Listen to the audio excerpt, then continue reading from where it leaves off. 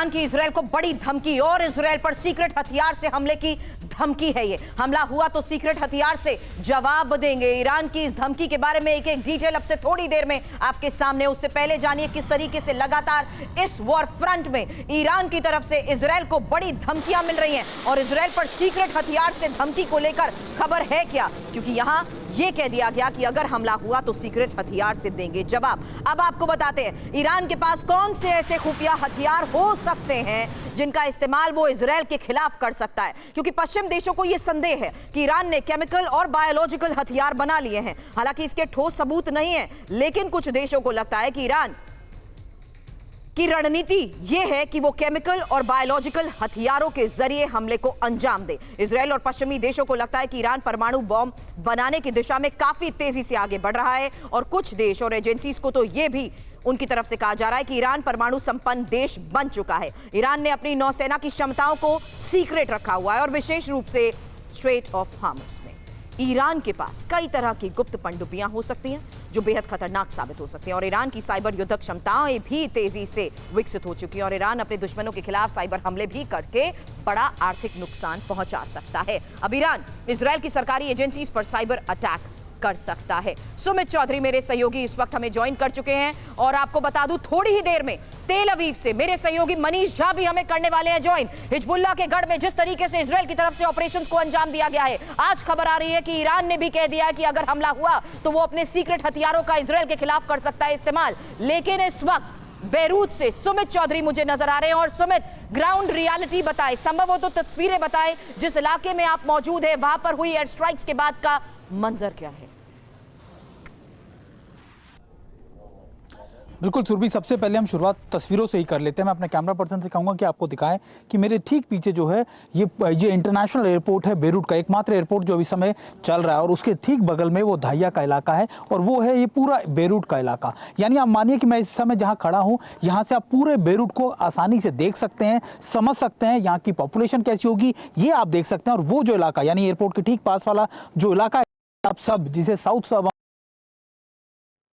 इस समय वहां पर भले ही शांति हो लेकिन रात भर वहां पर बड़ी एयर स्ट्राइक्स की गई हैं और हर रोज मैं आपको बताऊं सुबह 4 बजे तक लगातार एयर स्ट्राइक्स की आवाज बेरूट के हर कोने में आती है, हर गली में आती है और आप उसको आसानी से सुन सकते हैं और समझ सकते हैं कि आखिरकार इस समय बेरूट के ताज़ा हालात क्या हैं। सबसे इंपॉर्टेंट बात यह कि इजराइल दरअसल ये मन बना चुका है कि अब वो वैसे ही एयर स्ट्राइक्स धाइया के इलाके में करेगा, बेरूट के उन इलाकों में करेगा जो हिजबुल्लाह के गढ़ थे, जैसी एयर स्ट्राइक्स उसने हमास के खिलाफ गाजा में की थी। और आप निश्चित तौर पर मानिए कि अगले कुछ महीनों में हम शायद धाइया का या आसपास के इलाकों का हश्र या फिर उसकी तस्वीरें भी उसी तरीके की देखेंगे जो हम लगातार गाजा में देखते आ रहे थे। अब स्ट्रैटेजी इजराइल की समझ लीजिए, इजराइल दरअसल साउथ लेबनान के अंदर घुस तो गया है, वो बहुत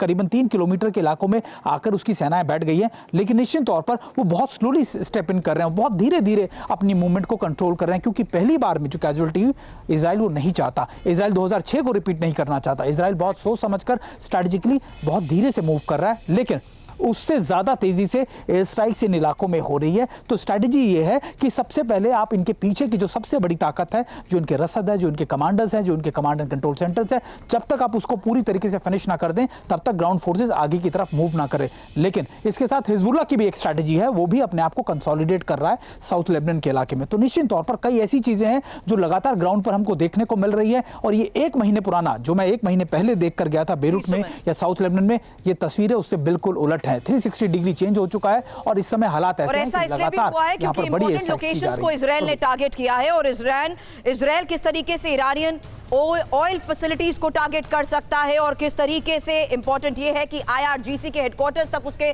निशाने पर हो सकते हैं, इसको लेकर भी दावे किए जा रहे हैं। कुछ और रिपोर्ट्स आपके सामने होगी, उससे पहले आपको बता दूं आप तेल अवीव पहुंच चुके हैं TV9 से हमारे संवाददाता मनीष झा। और मनीष, तेल अवीव की सीधी तस्वीर संभव हो तो दिखाएं और ये भी क्योंकि ये खबर मैंने बताई कि किस तरीके से ईरान ने इजराइल को खुले तौर पर धमकी दे दी है कि अगर हम पर फिर से हमले को दिया अंजाम तो सीक्रेट हथियारों का होगा इस्तेमाल।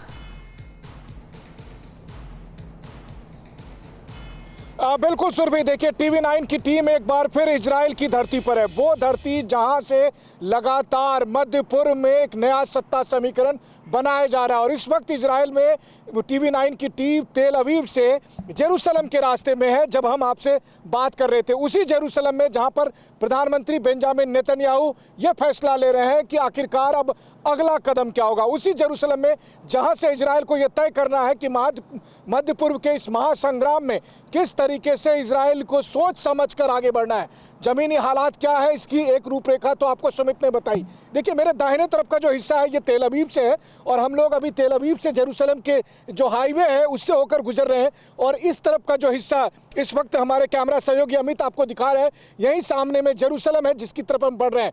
वहाँ दूर आगे मुझे जो पहाड़ की चोटी है वहाँ पर जेरूसलम सिटी साफ तौर पर दिखाई दे रही है पहाड़ी की चोटी में, और हम लोग उस तरफ आगे बढ़ रहे हैं। निश्चित तौर पर अगर मैं कहूँ तो बहुत कुछ बदल गया है इजराइल में भी। वो इजराइल जिसने 7 अक्टूबर 2023 को जब वो छत विछत हो गया था वहां से जिस तरह से उसने अपने एक रौद्र रूप का धारण किया है और इस वक्त बदले की भावना में जिस तरीके से लगातार कार्रवाई कर रही है, लेकिन उन्हें पता है कि यहाँ से जो युद्ध आगे बढ़ेगा उस युद्ध का रूप विकराल होगा, इस युद्ध के तहत विकराल होने की आप बात कर रहे हैं तो उसमें इंपॉर्टेंट सवाल करना चाहूंगी मनीष कि किस तरीके से पोर्ट्स को टारगेट किया जा रहा है, किस तरीके से ऑयल फील्ड और रिफाइनरीज निशाने पर बताई जा रही है।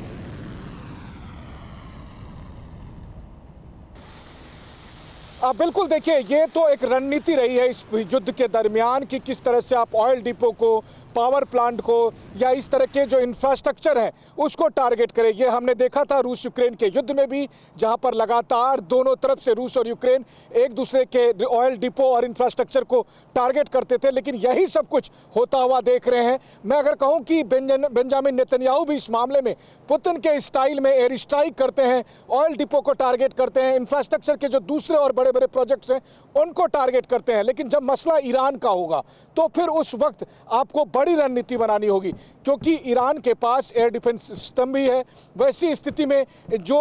F-35 फाइटर जेट हैं वो अगर वहां पर स्ट्राइक करने जाते हैं तो वहां पर बड़ी चुनौती आ सकती है। तो कौन सी होगी रणनीति, किस तरीके से इजराइल अब अगला वार करेगा, चाहे वो लेबनान में हो, सीरिया में हो या फिर ईरान पर हो। TV9 की नज़र उस पर बनी हुई है और हम लगातार तेल अवीव से, जेरूसलम से, गाजा से, नॉर्थ इजराइल के तमाम इलाकों से ये रिपोर्ट करके बताएंगे कि इस वक्त इजराइल क्या कर रहा है, इस वक्त इजराइल क्या सोच रहा है, इस वक्त इजराइल के लोग क्या सोच रहे हैं। क्या इजराइल के लोग, इजराइल की सरकार और इजराइल की सेना तीनों इस मामले में एकमत है कि अब ईरान के ऊपर हमला करना चाहिए? क्या इजराइल के लोग इस बात को मानते हैं कि ईरान के साथ हमला करने के लिए, ईरान के साथ युद्ध करने की एक भारी कीमत चुकानी होगी? और ये सब फैसला कहाँ होगा? ये सब फैसला होगा ठीक वहीं हमारे पीछे जो आप देख रहे हैं वो सिटी जेरूसलम, जहां पर नेतन्याहू अपनी सरकार के बाकी मंत्रियों के साथ लगातार बैठक पर बैठक कर रहे हैं। बाकी मंत्रियों के साथ बातचीत की आपने बात कही है मनीष, संभव हो तो मनीष और सुमित आप दोनों मेरे साथ इस वक्त